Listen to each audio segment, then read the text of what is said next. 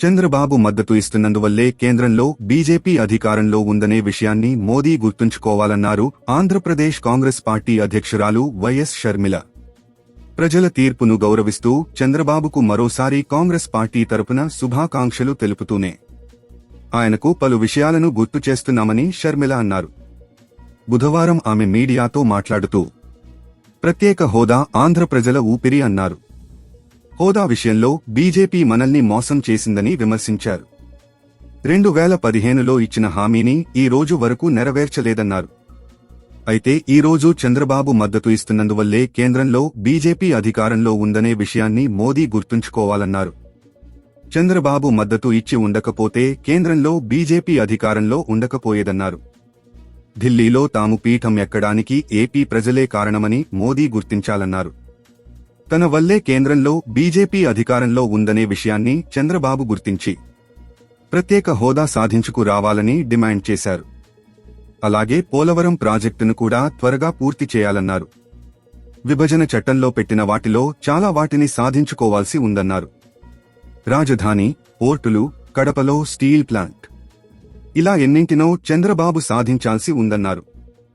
ఇక ఎన్నికల సందర్భంగా చంద్రబాబు ఎన్నో హామీలు ఇచ్చారని, వాటిని ఎలా అమలు చేస్తారో, ఎప్పటినుంచి ప్రారంభిస్తారో చెప్పాలన్నారు. చంద్రబాబు ఇప్పుడే గెలిచారని తమకు తెలుసునని, కాని ఏపీ వెనుకబడిన రాష్ట్రం కాబట్టి వారు హనీమూన్ పీరియడ్ తీసుకునే పరిస్థితి కూడా లేదన్నారు. అభివృద్ధి, సంక్షేమ పనులు వెంటనే ప్రారంభించాలన్నారు. ఇటీవలి సార్వత్రిక ఏపీ అసెంబ్లీ ఎన్నికలు జగన్కు వ్యతిరేకంగా అనే ఒకే నినాదంతో జరిగాయన్నారు. అందుకే ఎన్డీఏ కూటమి విజయం సాధించిందన్నారు. ఓటు వృధా కావొద్దు, ప్రభుత్వాన్ని మార్చాలని ప్రజలు కంకణం కట్టుకున్నందువల్లే కాంగ్రెస్ పార్టీ ఆశించిన ఓట్లు సాధించలేదన్నారు. 2029 నాటికి తాము మంచి స్థాయికి చేరుకుంటామని ధీమా వ్యక్తం చేశారు. అయినా వైసీపీకి ప్రజలు బుద్ధి చెప్పారని, ఇక తాను మాట్లాడాల్సింది ఏముంటుందన్నారు. దేశవ్యాప్తంగా రాహుల్ గాంధీ చేసిన పాదయాత్ర కారణంగా కాంగ్రెస్ మంచి సీట్లు గెలుచుకుందన్నారు. బీజేపీ చేస్తోన్న అరాచకాలను ప్రజలు గుర్తించారని, అందుకే ఆ పార్టీకి ప్రభుత్వాన్ని ఏర్పాటు చేయడానికి కావాల్సిన సీట్లు రాలేదన్నారు. ఇలాంటి పరిస్థితుల్లో కేంద్రంలో బీజేపీ ఎన్నాళ్లు అధికారంలో ఉంటుందో చెప్పలేమన్నారు. ఈరోజు ఢిల్లీలో పవర్ బీజేపీ చేతిలో లేదన్నారు.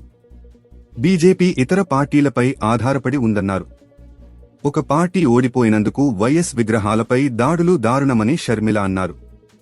వైఎస్ మహానాయకుడని, ప్రజలకు ఎంతో సేవ చేసిన నాయకుడన్నారు. అలాంటి మహానాయకుడు చనిపోతే అది తట్టుకోలేక 7,000 మంది ప్రజలు చనిపోయారన్నారు. అందుకే చనిపోయిన వారికి రాజకీయాలు ఆపాదించవద్దని కోరారు. దయచేసి వైఎస్ విగ్రహాలను ధ్వంసం చేయడం ఆపండి. వారు చేశారని మీరు చేశారని వాళ్ళు, ఇలా ఒకరి మీద ఒకరు చేసుకుంటూ వెళ్తే దీనికి అంతే ఉండదు. మళ్లీ చెబుతున్నాను, మీకు ఇంకొకరికి తేడా ఉండాలంటే కొంచెం ఓపిక పట్టాలి అని సూచించారు. వైసీపీకి చెందిన చాలామంది నేతలు కాంగ్రెస్ పార్టీలో చేరుతారా అని మీడియా ప్రతినిధులు ప్రశ్నించారు.